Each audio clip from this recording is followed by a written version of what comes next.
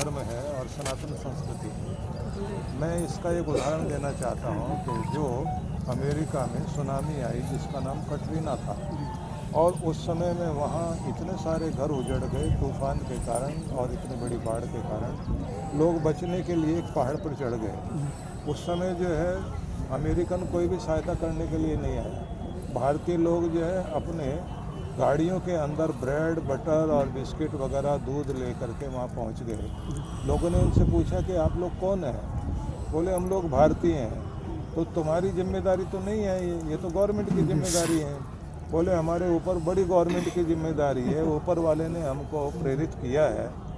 हमारा धर्म ये सिखाता है कि कहीं पर भी कोई भी परेशान है, भूखा है और हम अपने घर में भोजन करें तो ये उचित नहीं है। इसलिए हम ये मानते हैं कि पूरा विश्व एक परिवार है और हर व्यक्ति के अंदर जो भी आत्मा बसी हुई है हम सब उस नाते से एक ही हैं। इसलिए हमारे यहाँ जो अहिंसा परमो धर्म की बात कही जाती है उसमें एक महत्वपूर्ण बिंदु है कि अहिंसा का मतलब केवल किसी को बचाना ही नहीं है। हम अगर एक चींटी को भी बचाकर चलते हैं तो उसका मतलब हम एक जीवन को सम्मान दे रहे हैं।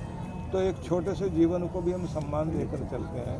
तो इससे पता लगता है कि पूरे संसार भर में सनातन धर्म जो इतना ऊंचा है उसको ऊंचा उठाने में जिन्होंने प्रचार करते हुए सत्संग करते हुए उनके अंदर ये भावना पैदा की है कि पहले जैसे भारत में कोई भी दिक्कत हो जाती है, आपदा आ जाए तो भारतीय व्यक्ति सहायता करने आगे आता है, गवर्नमेंट बाद में आती है।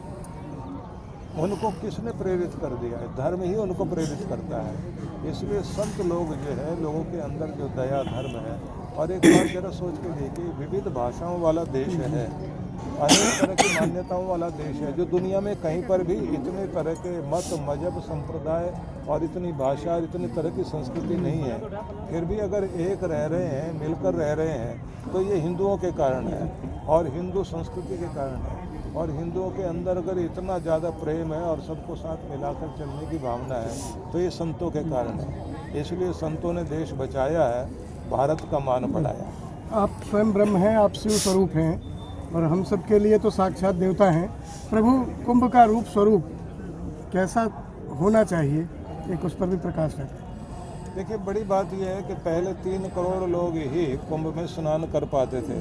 आज स्थिति ये है कि एक दिन में 3.5 करोड़ स्नान कर रहे हैं। इतने सारे लोगों की व्यवस्था करना, और फिर यहाँ तो इतना व्यक्ति से इतना जुड़ करके चल रहा है, वहाँ किसी का मोबाइल गिर जाए, किसी का बच्चा पीछे रह जाए, इतनी देर में धक्का मुक्की हो सकती है। ऐसे में भी जो है, मैं तो कहूँगा पुलिस वालों ने भी जिस तरह से नियंत्रण किया है, उनके हाथ में डंडा नहीं है, उनके हाथ में गन नहीं है, वो ऊंचा नहीं बोल रहे, वो हाथ जोड़कर बात कर रहे हैं। और जितना हिंदू समाज भी जिस प्रकार से आराम से चलता हुआ मर्यादा में रहकर कार्य कर रहा है, दिखाई देता है कि भारत भारत है और सनातन संस्कृति महान है।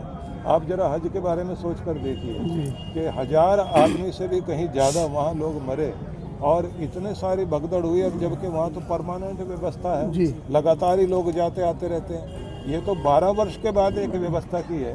इसलिए ऐसी स्थिति में मैं ये कहूँगा, देश के प्रधानमंत्री और आगे बढ़ कर के अगर बात की जाए, आदित्यनाथ योगी अद्भुत व्यक्ति है और जैसे वो रात दिन लगे हुए हैं, और इन लोगों को अपना परिवार नहीं दिखाई देता है। किसी का परिवार अगर हम आदित्यनाथ योगी के लिए देखें, उनकी बहन जिस तरह से छोटी सी दुकान, चाय बेचती हुई, बिस्किट बेचती हुई बैठी हुई है, देश का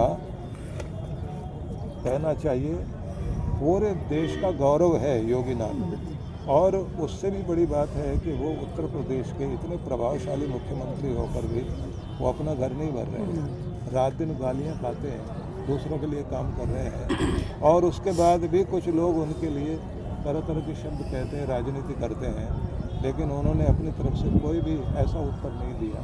तो मैं कहूँगा ये हमारे लिए श्लाघनीय, प्रशंसनीय, स्तुत्य है, और हमें जितने भी योगी आदित्यनाथ की जय जयकार करनी चाहिए उतनी कम। तीर्थराज प्रयाग से पूरे हिंदुस्तान को संत जी का संदेश। बस मैं यही कहना चाहूँगा कि सारा भारत एक है और पूरा भारत यहाँ एक दिखाई दिया है, और हमें उस संदेश को याद रखना चाहिए जो ऋग्वेद के अंतिम सूक्त में है, संगच्छध्वम संवदध्वम संवो मनांसी जानताम, कि आओ हम मिलकर के चलें, एक होकर के चलें, एक विचार वाले होकर के चलें, एक आदर्श के लिए चलें। और भारत को आवश्यकता है एक संत की, एक ग्रंथ की, एक पंथ की, एक मंत्र की, और वो मंत्र जो भारत को ऊंचा उठा सके, उसके लिए काम करना चाहिए। कि सुधांशु जी महाराज का संदेश, भारत एक रहे, भारत एकता में बढ़े, भारत विजयी बने। और योगी जी की जो जय जयकार की है संत जी ने, अद्भुत, अकल्पनीय, अकथनीय। मेरे साथ बस इतना ही। नमस्कार। राज्य की जय। आ जाओ, आओ।